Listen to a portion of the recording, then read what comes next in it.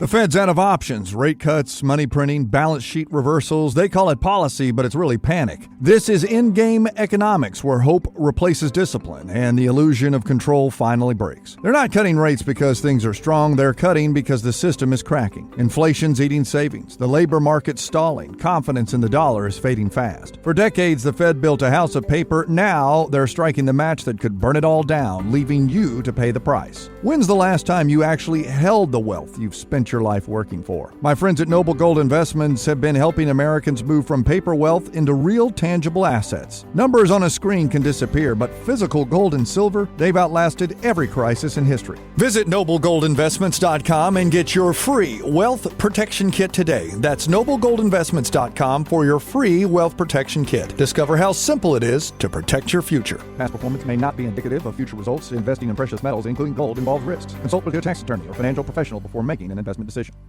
If you're a podcast host, listen up, this one's for you. My name is Allie Jackson. I'm the host of Finding Mr. Height, a dating and relationship podcast that I've been doing for 4 years now, sharing my positive and practical approach to dating that's built on my own life experience. And I wanted to share another experience that I've had, my secret behind monetizing my show. It's called Red Circle, and I was just telling my colleague about how much I love their platform. With Red Circle, not only am I getting a seamless hosting experience, but I also love the support I receive in ad sales. It's not just typical ad sales either. It's targeted opportunities based on my show and my life. And the platform is super simple. You just set your preferences and Red Circle matches you with sponsors that align with your show. You can vet every opportunity and their platform gives you great analytics. More recently too, my Red Circle team has brought me opportunities outside of my podcast on social media to really augment the podcast partnerships, bring them full circle. I just can't recommend them enough. If you want to give it a try, go to redcircle.com to get your free trial. That's redcircle.com for a free trial.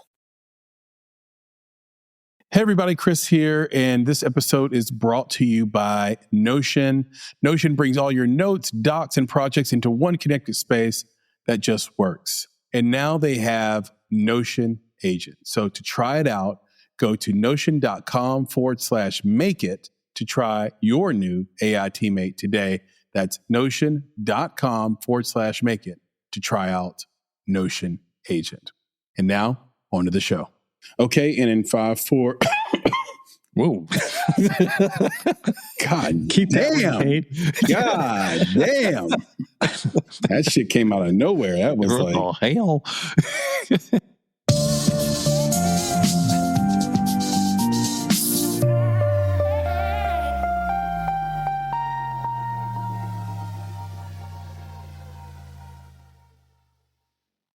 hello, and welcome to another episode of the Make It Podcast. I'm your host, Chris Barkley. And I'm your host, Nicholas Buggs. And man, you did it again. I tell you, the excitement that I think that you get, that I get, that our audience gets when they hear the hello, hello. It's just a thing, man. I'm sorry. It is just a thing that you have done day in and day out. Mm-hmm. And I love it, man. I love it. I love it every single time. Yeah, and I'm particularly excited today. In particular, the viewers and listeners will soon see why as we go into our annual clip show. This is going to be great. These are our best moments, clips, tropes, you name it, from the year that was. And what a year 2025 was, Nick. Yeah, man. And a great thing about it, it's not over yet. It's close. Not over yet. Well, when they're watching this, it will have been over unless you're on the Chinese calendar. This is true. This is true. But I will say this, man. I would love to go back in time and watch some of these hellos. So I think that we should go ahead and play the hello. Let's do it. Hello, hello, hello, hello, hello, hello, hello, hello, hello, hello, hello, hello, hello, hello, hello. When Chris comes out with the hello, and his face lights up like that, man, you can't help but get excited. I'm in. I'm all in, bro. You got me. I hope everybody enjoyed that. It's pretty hilarious. One thing we failed to do before we went off to that little section, that little clip, that little segment, that little montage, if you will. We forgot to introduce Producer Papa Bear. Producer Papa Bear, how could we do this without you? We can't. Please say hello. Hello. Hello. Hello. There it Listen, is. I might say hello a lot, but I don't know if it's in tight competition. I don't know if I said that more than you, or maybe even I may have mentioned on your behalf, but you mentioned your name, Nicholas, your namesake, Nicholas. Just let that roll off your tongue, Papa Bear. Nicholas. And guess what it means? I'll tell you what it means. It means victory of the people. Man, I Play the probably clip. said that one time. We'll see. Kate, play the clip. They blessed me and they cursed me when they named me because they named me Nicholas. Mm-hmm. People don't know, Nicholas is Greek for victory of the people. Yep. It is my namesake. It is my job in life. It is my purpose. My name is my purpose. And I was going to say, so my name, I love telling people this because they don't know. So my name is Nicholas, and it means victory of the people. Oh. My son, Noah, if you look that up, it also has to do with peace. So he has a Hawaiian middle name, which is Kekane Ho'omalu, which means the man of peace. And then my daughter is Olivia, which is, of course, related to the olive branch, which means peace. So, yeah, I'm a You're peaceful all peaceful. Kind of guy. Yeah. Right. If you have another son, Kai also means peace in Hawaiian. So there you go. There's another one out there. And as I've said on this podcast before, and I tell people often, that my name means victory of the people. So making it for me is always having the means to be there and be in service to other people. Yep. If I have that, that's all I need. My name means God. My name is short for Christ. And don't you forget it, Nick. That's why every time somebody talks to you, they're like, Jesus. Well, that was a lot of Nicholas, but Pause. Chris, what I want to know is how many times have you mentioned what Nicholas's background is? And Nick himself even mentions it a lot. It's like, oh, those are Legos. I mean, we got to let the people know. I mean, no come one on, would PB. know that. Well, yeah, but here's the thing. Here's the thing, PB. So from the camera's POV, his background looks completely flat. And most guests have no idea that those are Legos. Well, that's true. Yeah, our audience knows it by now. But yeah, a new guest comes on. He doesn't know those are Legos. But Nick has no problem explaining what they are. It's a joint venture, PB. Chris is so kind to let the people know. And I might just expound upon his mentioning it. But, I mean, you really think we do that, that often? Really? Hey, I mean, he likes to brag on you. You're his best friend, and he's just bragging. So let's roll a clip and see how many times we discuss that. Yeah, we should find out. Here we go. Let's do it. Brandon. What the hell are you doing, Nick? Oh, he's got a Smurf. He's got a Smurf Lego creation here. That's amazing. So Nick is a Lego master builder, by the way. If you didn't know, that is the so audience cool. And for you, Jonathan. So all these things behind him, I just want to take a second to brag on Nick again, as I have many times on this podcast. All those behind him are all Legos. Every one of these squares, these aren't sets. He just did them. So these were kits. He just grabbed a 12 by 12 Lego board and then created this world of a background and a backdrop that he has. It's definitely one of a kind. And you see, I got my sugar skull right over here, right on the wall. Just listening, Nick is pointing at the Lego placards behind his back here, and he's pointing over his left shoulder, or actually, it's his right shoulder, left for me. Yeah. But the sugar skull is inspired by Coco. We have prepared as we've spent the week in the world of Joe Ligo. I'm pronouncing your last name right, correct? That's Ligo, right? Yeah, you got it. You got it right. You're one of the few. So Lego, is it? See. Well, because Nick wants it to be start. Lego. Yeah, I wanted it to be Lego, like in the worst way, obviously, from my background. But it's like Lego works. We're gonna say it right. I don't know if you can see right there. I've got a little ode I got the little sugar skull right there that I've got in my I do little see Legos that. So what Nick is pointing Yeah, at is one of his Lego designs Legos that are Yeah. behind him on the set. Those are And- Legos? All Legos. Get out. That's Yes. so Yeah. cool. And Yeah, he did them. He did not buy them, and there was no tip. That's right. And they're not a set. You can't It's not get a that set. on the interwebs. That's Dude, right. For That's now. Marilyn super cool. Monroe. Not until Yeah. he sells them on the Exactly. It's so hard to get rid of them. Yeah. But yeah, these How are is that mine. possible? They're so cool. Well, thank you. But it's like you said, you just create. Like there's no one telling me I can't do it.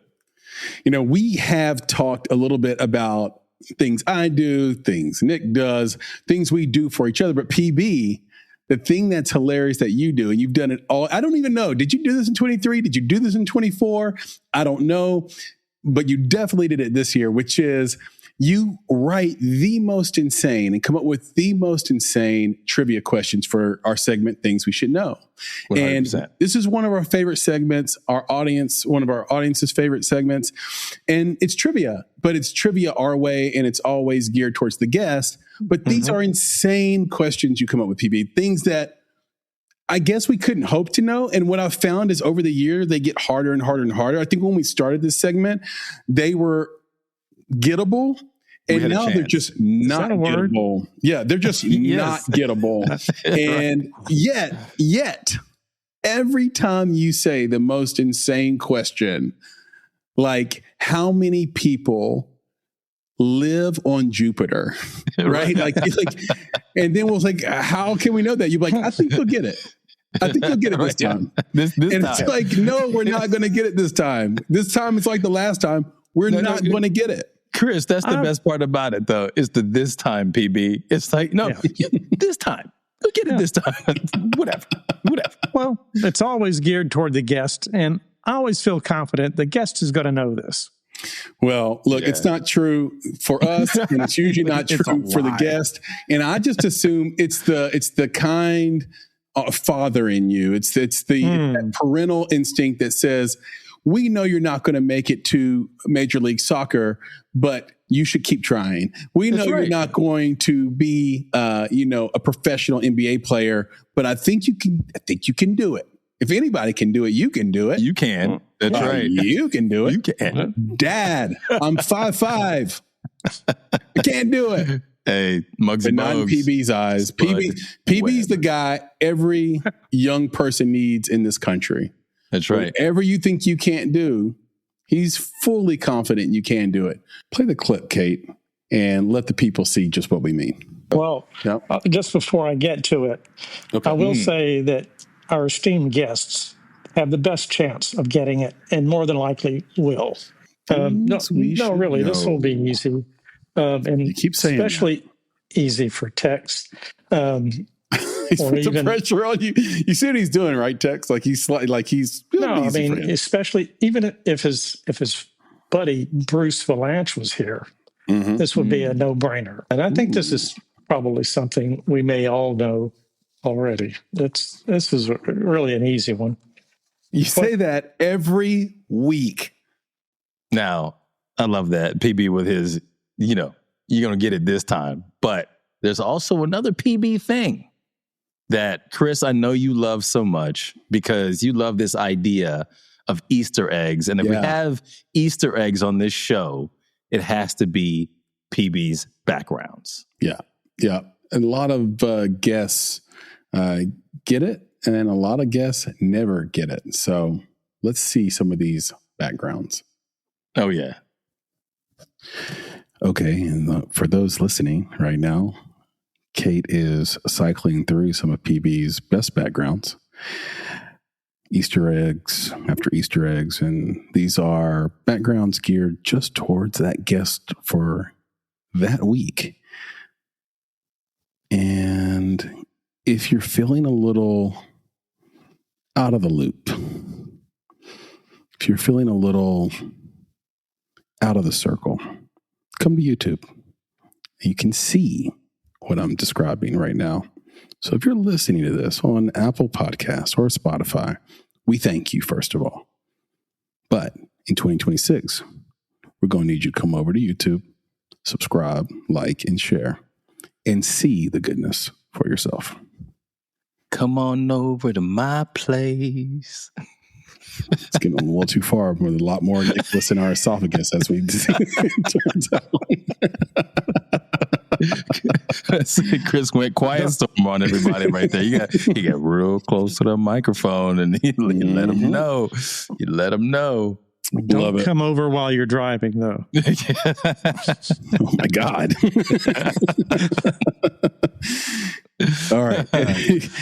All right. So I used to love my morning coffee until it stopped loving me back. The bloating, the discomfort, it wasn't worth it anymore. Then I found Everyday Dose, coffee with benefits. It's real coffee blended with mushrooms, collagen, and nootropics that's gentle on my stomach and gives me smooth, steady energy. Right now, get 61% off your first Coffee Plus starter kit and over $100 in free gifts. Plus, enter for a chance to win $100 cash or get your entire order refunded. Visit everydaydose.com/podcast or use code podcast at checkout.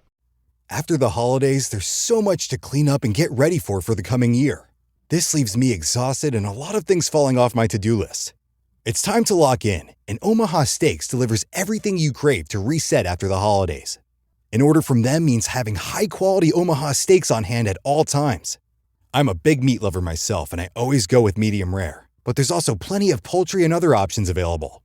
Omaha Steaks offers unrivaled quality and variety, and every bite is backed by their 100% guarantee. A family-owned company with over 100 years of expertise in the meat industry. Let Omaha Steaks deliver high-quality proteins right to your door. Visit omahasteaks.com for 50% off site-wide during their end-of-season sale. And for an extra $35 off, use promo code YUM at checkout. That's OMAHA steaks.com, promo code YUM. Terms apply. See site for details.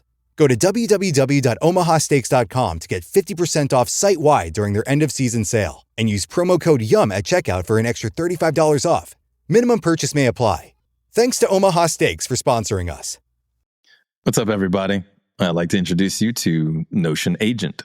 From script notes to shot lists, budgets to brainstorms, it organizes everything in one place, automatically. No more digging through docs or juggling a dozen apps, just clear ideas, smooth workflows, and more time to create. Notion brings all your notes, docs, and projects into one connected space that just works. It's seamless, flexible, powerful, and actually fun to use. With AI built right in, you spend less time switching between tools and more time creating great work. And with Notion Agent, your AI doesn't just help with work, it finishes it. That's right, Nick. Notion Agent can do anything you can do in Notion. It can tap into Notion Workspace on the web, connected tools like Slack and Google Drive to complete assigned actions end to end so you can focus on hard decisions. It's like delegating to another version of you. Make It fans will know what I'm talking about right there, that knows your style, your workflow, your preferences, because it learns from how you work. That's pretty awesome. Notion is used by over 50% of Fortune 500 companies and some of the fastest growing companies like OpenAI, Ramp, Vercel. They all use Notion Agent to help their teams send less emails, cancel more meetings, I like that, and stay ahead.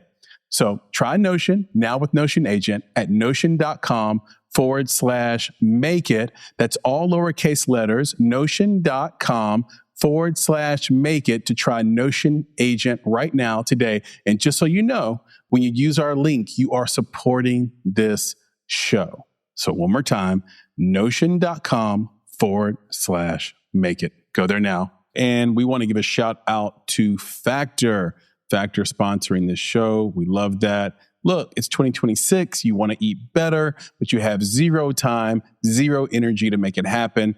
Factor doesn't ask you to meal prep or follow recipes. It just removes the entire problem.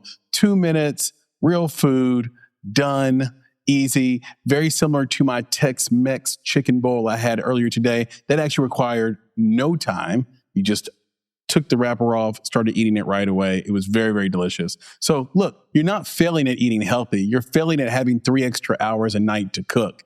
Factor is already made by chefs, designed by dietitians, and delivered to your door. You heat it for 2 minutes, like we said, and then you eat. Lean proteins, colorful vegetables, whole food ingredients, healthy fats. You know, the stuff you'd make if you had the time. Right. Chris, you're spot on, man. And with Factor, you pick what fits your goals. Healthier eating, calorie management, more protein, whatever dietary goals you're trying to achieve. These meals are always fresh, never frozen, ready in 2 minutes, no prep, no cleanup, no mental load. And Factor meals don't provide you with motivation to eat better. That's not the goal. The goal is they help you to eliminate the reason you don't eat better. So I got to tell our people to head to factormeals.com/makeit50off. At checkout, use the code MAKEIT50OFF to get 50% off your first Factor box, plus free breakfast for 1 year. Now, I got to make a note. This offer is only valid for new Factor customers with the code and a qualifying auto-renewing subscription purchase. But this year, make healthier eating easier with Factor. And now, back to the show. Easter eggs are great. The backgrounds are great. We love it. Yep. Keep it up in 2026. But here's the deal. We had to get into our guests. Our guests this year were incredible. And I think they're incredible every year. Like, when we think about the year, January to December, sometimes we forget how many guests we just pack into a year and how much great advice, wonderful commentary, and just solid movie filmmaking education we get from these guys. So I think we should roll into some of our favorite clips of the year, Nick. Yeah, man. And I just have to mention, like you mentioned, there's so many of them. People don't realize. We had 20 guests. The 20, and not including some of the other stuff that we do, right? Like our mistakes in the making. But if you talk about our full shows, 20 guests over the course of 2025. And you're right, man. They're just amazing conversations. As we tell everybody before they come on the show, we don't do interviews. We have conversations and we make new friends. That's right.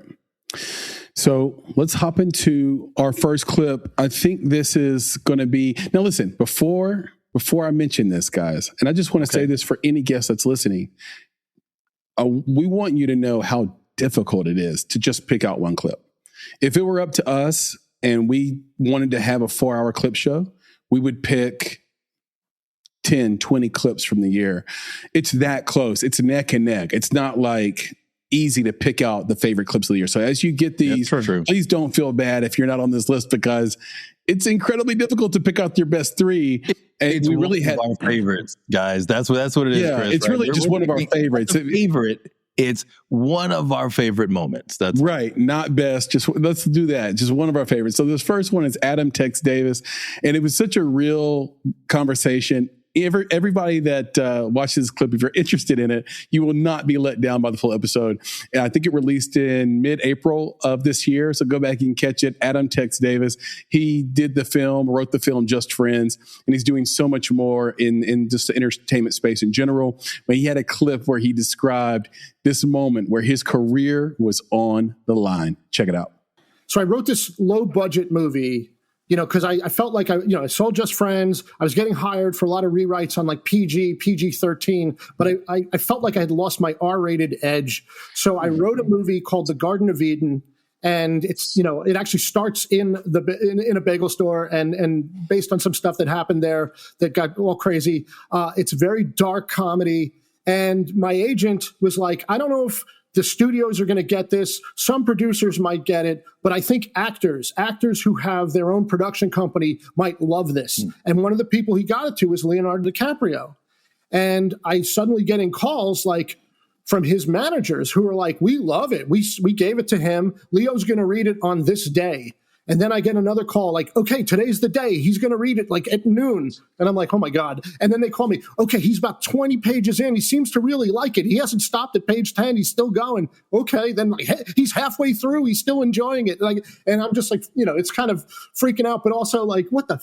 But, then it's like, I know the ending is really good. It's twisty. And they're like, oh, he loves the ending. He wants to meet with you. And I was like, oh man, this is awesome. Okay, he's going to be in New York at this hotel on this day. Come to the hotel on that day. And it was like a summer day. And I'm not a small guy, so I like to wear shorts in the summer. So I show up at this like fancy hotel, and he's in the cocktail lounge with his dad and his manager, and I could see them. And they're the place was pretty much empty except for them. And I start to walk in, and a guy stops me, and he goes, "Sorry, sir, no shorts in the cocktail lounge." Oh, no. And I'm like, listen, motherfucker, my whole career hinges on me getting over to that table. Please do not let 1 foot of pant stop me from getting over to that table. And, and luckily the guy was like, okay, just hurry. And I had to like run to the table and stick my legs under the 1 foot of pant. Yeah, stick my legs under the tablecloth. And then we had a great meeting, and the movie did get made, but it's kind of on the shelf right now. It got made back in 2000, around the time of Just Friends, and it's on a shelf right now. So it was like both one of the high points of my life and career, and also one of the low points, because like people can't really see it unless you don't have a problem with Russian pirate sites. Dude, it can't get more Hollywood than that. Nope. Like that's straight up Hollywood. Like, I love that story. And now for my friends, again, not the best, not the favorite. It's just maybe the one favorite. Of those. Yeah, it's just a favorite. It's one of those moments, and I have to say that it was one. Our conversation with Brad Starks. I gotta say aloha to my boy, my Kama Aina Negro, and producer on Moku Moku. And this was just a moment, man, where we just got real with him. I think this is a moment where we got into his backstory, family backstory, and he was just real. And I think the thing that I loved about it most is just that he really appreciated that we brought this part out, right? It is something he wasn't expecting, but something that I think we all gained something from. And it just hit me in my heartstrings, man. So, I just want to intro this little clip from a man, Brad Starks. Nick, can you pop off some filmmaker Q&A for us, sir? Yeah, I will, because I actually have one. My first question actually has multiple parts, and I'm hoping that Brad will be able to answer these questions for our audience here. You ready for this? Let's go. Number one, name a professional football player who in his senior year in high school rushed for 970 yards and scored 7 touchdowns. O.J. Simpson. No. Damn.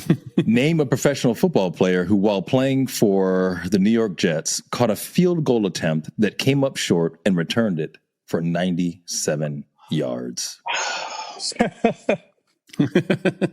Marshall the Bull Starks, my father. Thank you, guys. That's and just so you know, gentlemen, that was the answer to the first question as well. In his senior year in high school, he rushed for 970 yards and scored 7 touchdowns.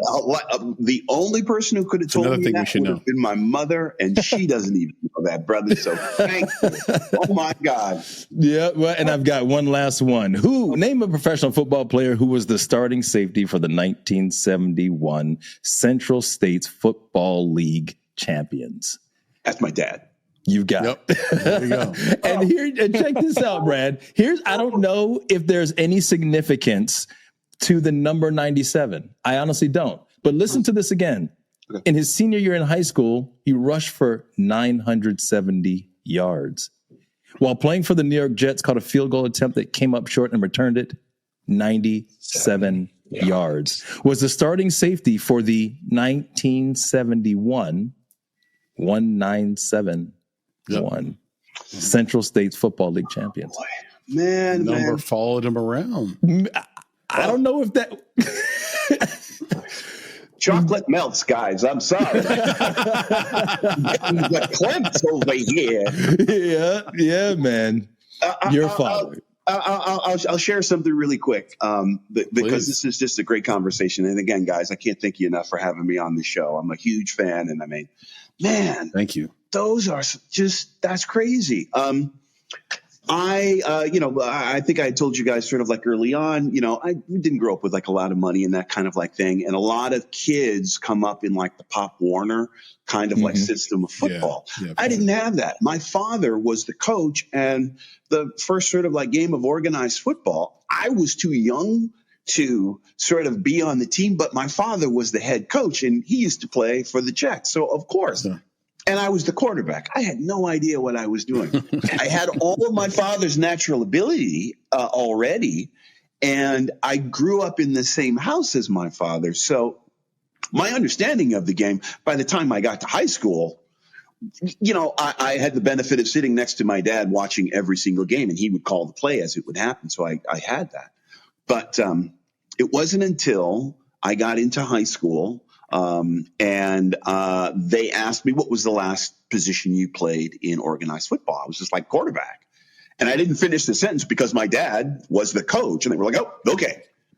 Absolutely, positively one of the worst experiences in my life because it's like boot camp, and you don't know and just all the verbal abuse. And, back in those days, they wouldn't hydrate us during double sessions, toughens up the boys, give them salt tablets or like whatever, right? So, kids dying of like heat. Give them Tide Pods. Anyway, right? But, so then I get put on the B team, and then the coaches actually sit me down. Now, Starks, what's going on? Like, what's going on with you? I explain to them the whole thing, and they're just like, oh, well, no wonder. First game, we're getting beat. I'm at the controls playing quarterback. I'll never forget it. We were down by like 4 touchdowns or something. Play comes in. It's a rollout pass. There's maybe a minute and a half left. I roll out. My receiver like tripped over a shoelace or something like that. Bad news bears. I see daylight, and I'm like, you know what? Let me see what I can do. And I run it back untouched for 67 yards, maybe. It gets called back because of clipping on us. Oh no! We run the same play the other way.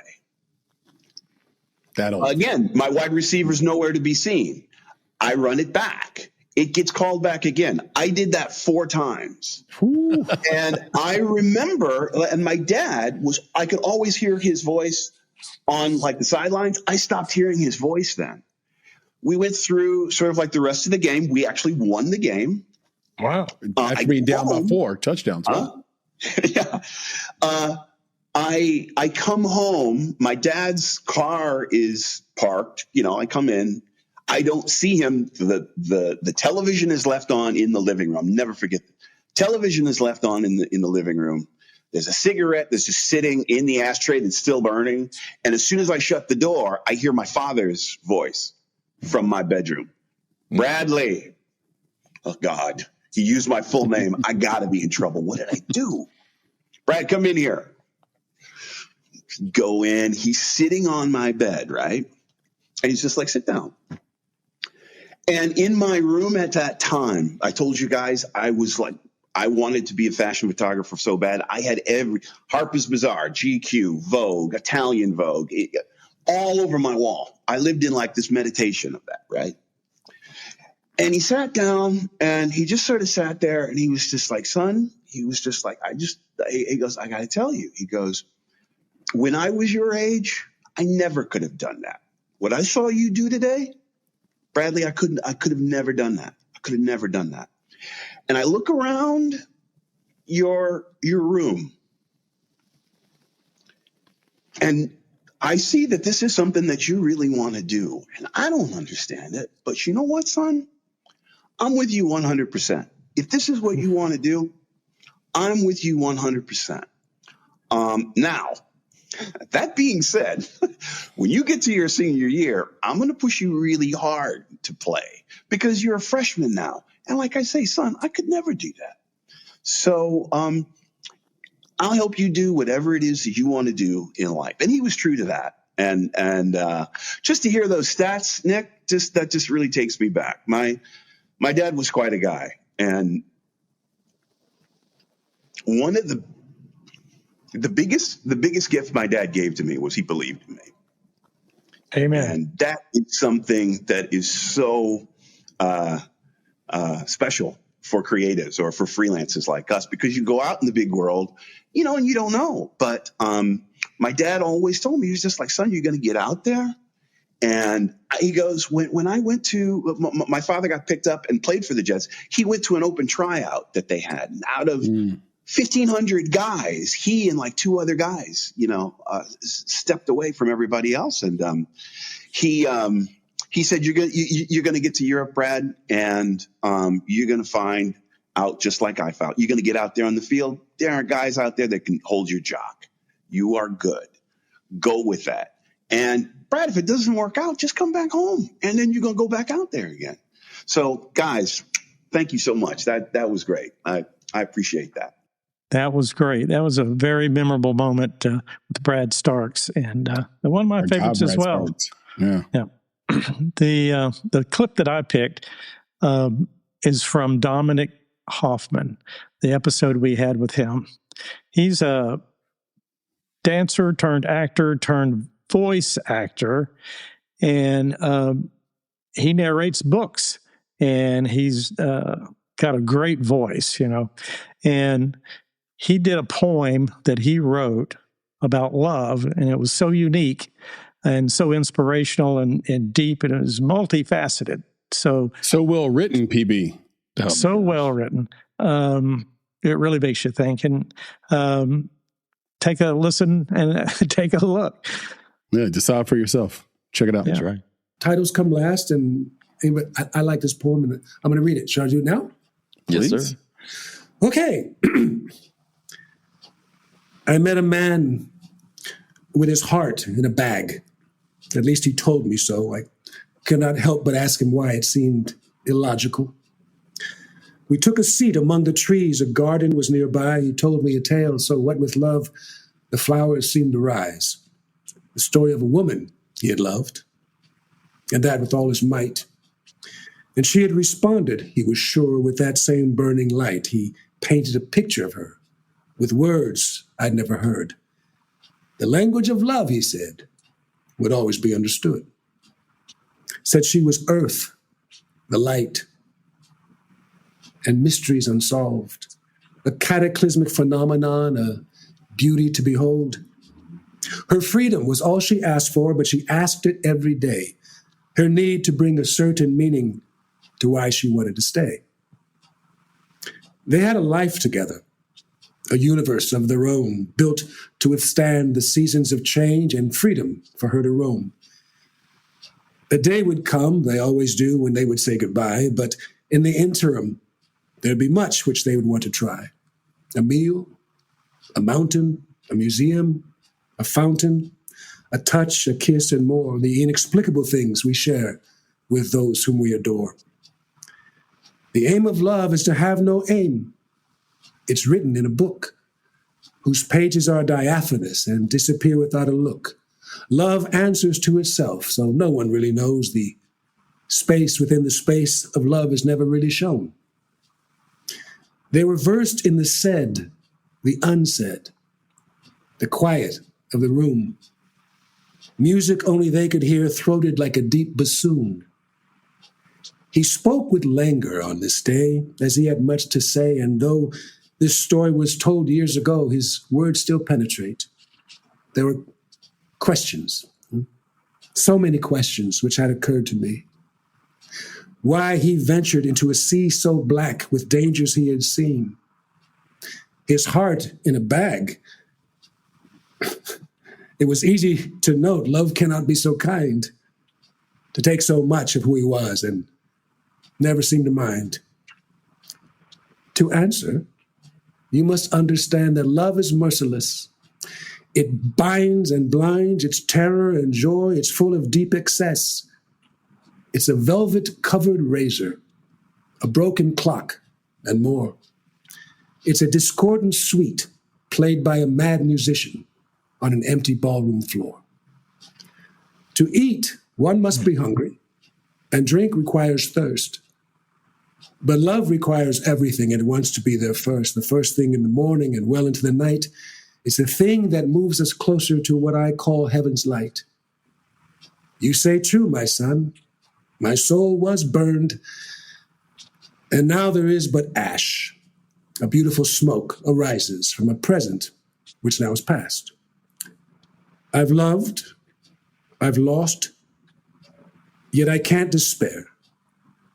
I'm not the only one who's blistered from the inside out, who's made love to a loaded gun, who's carried both his first and last, and when he'd nothing left, offered it to his sweetest of dreams, all for her benefit. This may seem crazed, unskilled, unreal, not something you can feel. I see my heart as nothing more than a fragile piece of steel and carry it now wherever I go. The remnants of a time when I could say that I was hers, but she was also mine. It's oftentimes we learn from those who've made it through the worst. We hear their tale, then walk away, spared of that person's curse. It's not our lives, we tell ourselves, quite unconvincingly.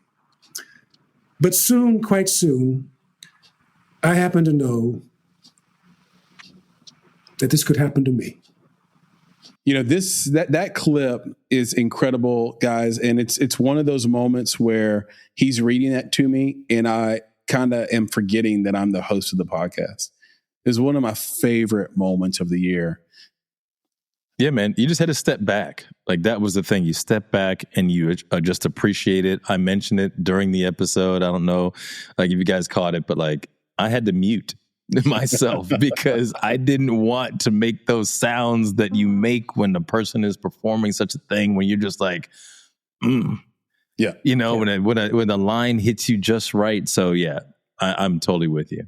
Yeah, 100%. Yeah, that was great. And you know, PB, we mentioned this earlier about sort of the trope of you saying, I think you'll get it this time with the things we should know. But I also think that some of our best clips, some of our best moments come from this sort of trivia segment, things we should know. And I know you have one that you liked the most that stood out. Why don't you prep that one for us? Sure. This is one from the Adam Schomer episode, the documentarian that did the documentary on selling Superman. Yeah, great doc. The $3 million comic book that his childhood friend had and had inherited from his father.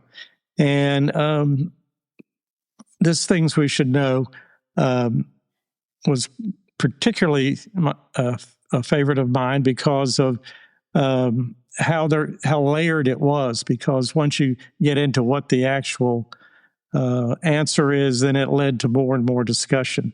And so it opened up a lot more. And so that was one of my favorites. Let's look at it. Let's see it. Comic strips in newspapers led to the comic books. But my question for you is, what was the first known comic book printed in America, and in what year was it printed? And for Chris and Nick, a hint. Oh, God. It was not 1914. You're right. Okay. That's an inside joke, Adam. We always guess 1914 or 1918, but he did not say the answer was not 1918, which means it probably is 1918. Okay. So say the question again. So let's say it again. Yeah. What was the first known comic book printed in America, and in what year was it printed? First known comic book printed. You got anything, Adam? So unfair. What do you think? You asked the non-comic book guy. Correct. Because question. I would be like it would be Action Comics 1 in 1938, 9 right there. But that's all. That's, to me, the first superhero comic, but not comic book. So before that, it was more. Yeah, it's careful wording there.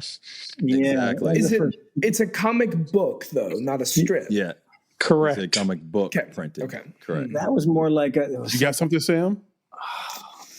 It's got to be early. Like, I would think surprisingly PB, when was early. World War II? 1942. But World War I, just after World War I, I think ended in 1919. Is that right? Yeah, World War I ended in 1919. World War II ended in 1945. 45. Okay, so World War II maybe started in 42. Okay. PB, you were in World War I and II. Tell us the dates. Tell us the dates of these things so we don't have to guess so much. The dates of the wars? 1918 for World War I and 1941 for World War II. Thank you. Yeah, but I'm going to say 1942. Okay, Nick, I'm writing these down. Nick, you have 1942. Sam, you've got what? I'm going to go early. I'm going to go 1925. So 1925. Shout out to Warren G. Harding. And okay, a regulator. Yeah, Warren G. Harding. Okay, and we're looking for the year or the name of the book. Which one do we want here? Well, we looked at both, right? It'd be nice to have both. If you get either, one, we'll take it. But what? I'm giving a year. Yeah, what character is this book about? Popeye. Ooh, okay, Nick's got like Popeye. I'm going to go with it's some like Doolittle character, something like that. It's like exactly. Yeah, okay, like that. Adam's got Doolittle. Doolittle, husband, wife, probably in the late 20s, 1929. I'm going to go. There we go. Oh, so Adam's changing. He's going to 29 instead of 39. Okay, 1929. Okay. Sam, you got a character? I'm going to go with the Smurfs. The Smurfs? That's immediately wrong. In 1925. I'm standing with it. That's immediately incorrect. That sounds like Sam is... I know I got that one over here. Sam is throwing in the towel. Yeah. Yes. Not on the year, but who knows? I'm gonna go 1939, and I'm going to go with the what's wrong, PB? What? No, I was going to say that's when Superman was first printed. What the hell are you doing, Nick? Oh, he's got a Smurf. He's got a Smurf Lego creation here. That's amazing. And it's and for those listening, what Smurf character is that? Smurfette. Smurfette. Smurfette. That's right. Now she slept with all of them. Right from 1925. There was only one girl in all of Smurftown, I think. That's right. Until they had the little Smurfs, and there was a girl in that little group of little Smurfs. I know there was a name for the little Smurfs. I can't remember what the name was. Were they born in Sweden? All right. Okay. My guess is Mutual of Nebraska's.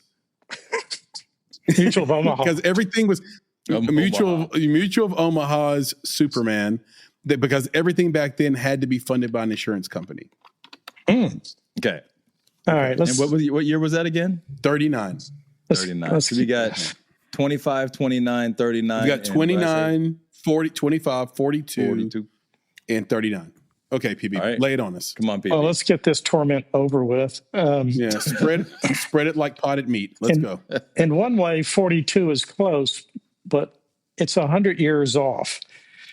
Oh, shit. The book is The Adventures of Mr. Obadiah Oldbuck. Written. The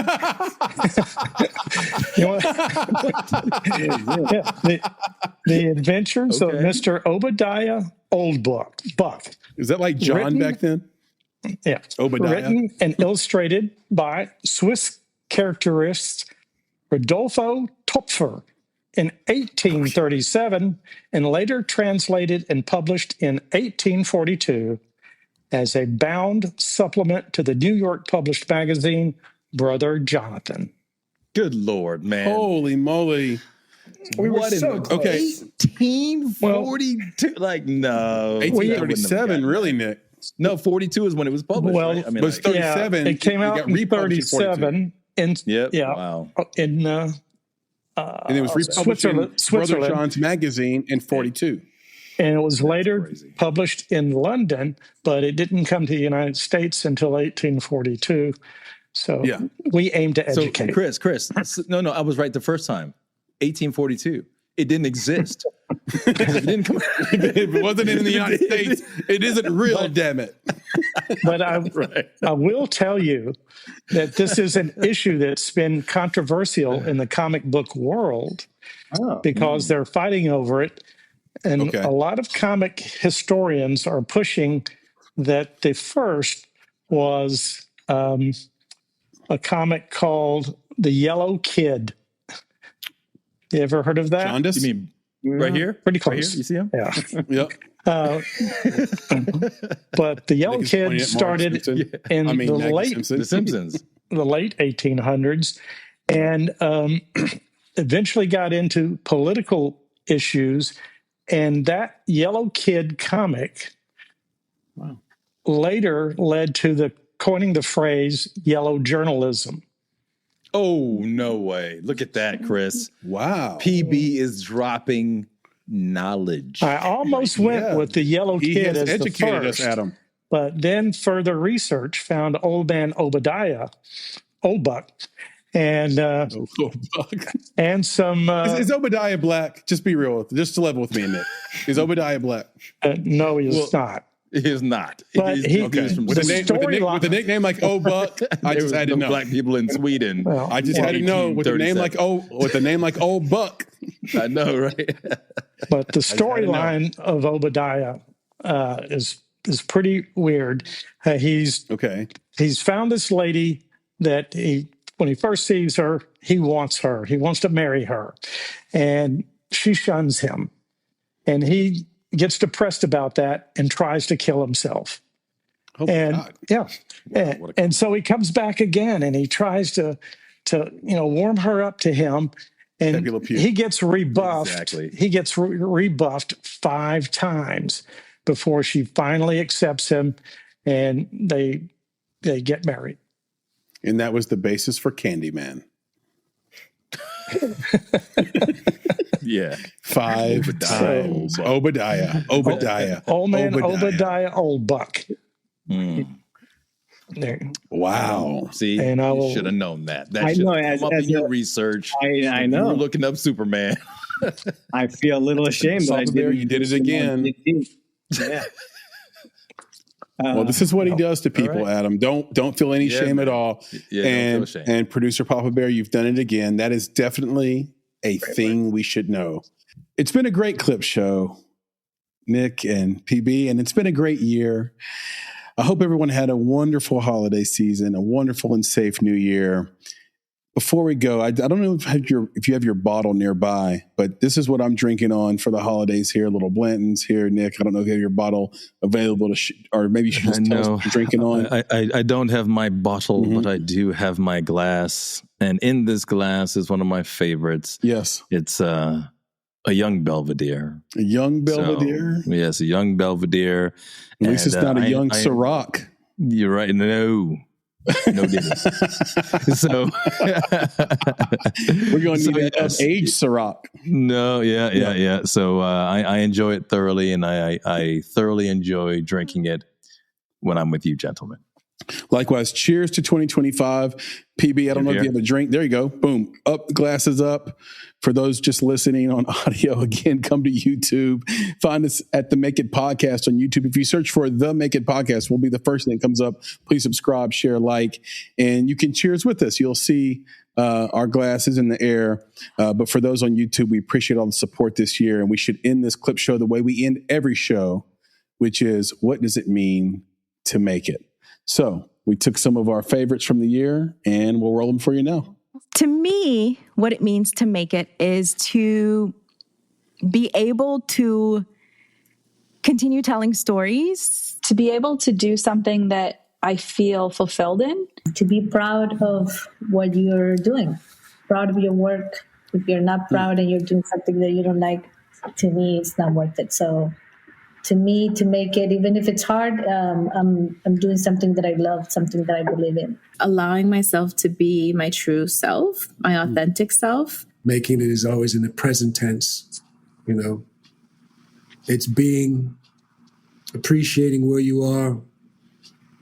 And if you're looking at it as a profession, I would just say making it is being in love with the discipline of whatever it is you're doing.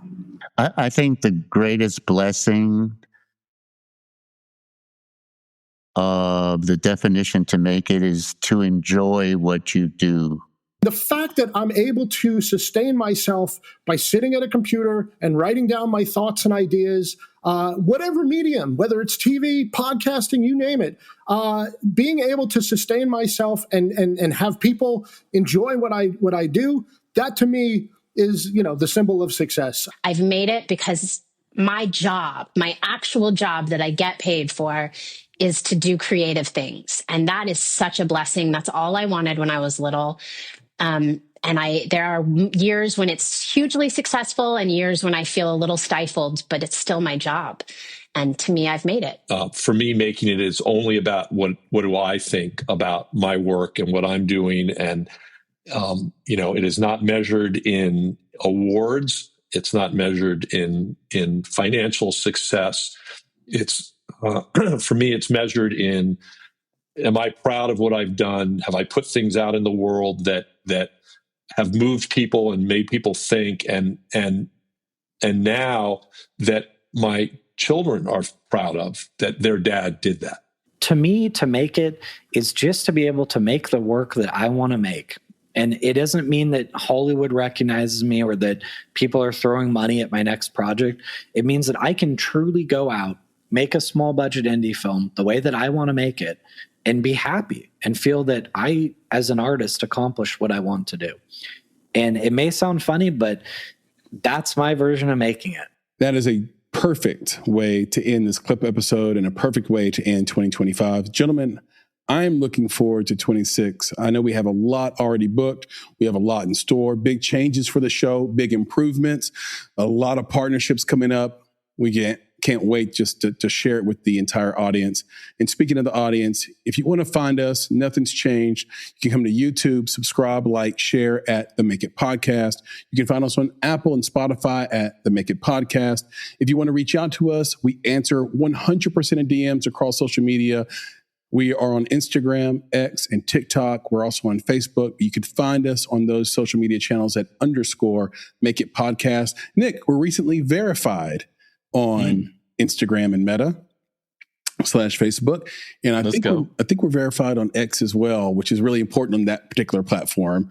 I'm not going to get into it, but find us there and leave us a message, give us feedback, and we will respond. You can also reach out to us at contact@bonsai.film or leave us comments. Like Nick always says, engage with us.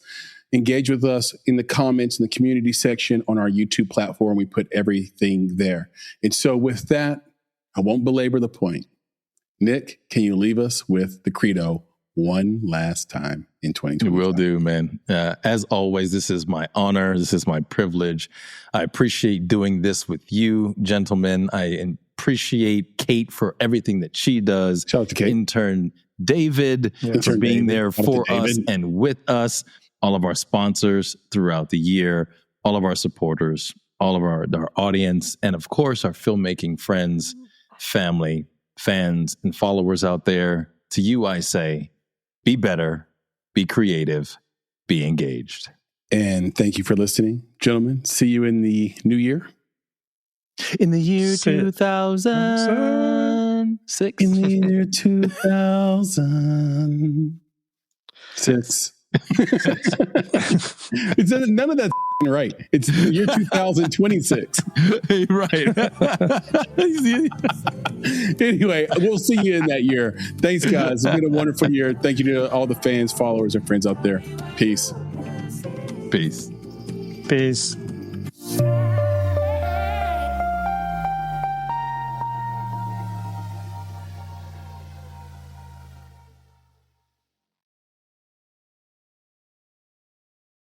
If you're a podcast host, listen up, this one's for you. My name is Allie Jackson. I'm the host of Finding Mr. Height, a dating and relationship podcast that I've been doing for 4 years now, sharing my positive and practical approach to dating that's built on my own life experience. And I wanted to share another experience that I've had, my secret behind monetizing my show. It's called Red Circle, and I was just telling my colleague about how much I love their platform. With Red Circle, not only am I getting a seamless hosting experience, but I also love the support I receive in ad sales. It's not just typical ad sales either. It's targeted opportunities based on my show and my life. And the platform is super simple. You just set your preferences and Red Circle matches you with sponsors that align with your show. You can vet every opportunity and their platform gives you great analytics. More recently too, my Red Circle team has brought me opportunities outside of my podcast on social media to really augment the podcast partnerships, bring them full circle. I just can't recommend them enough. If you want to give it a try, go to redcircle.com to get your free trial. That's redcircle.com for a free trial.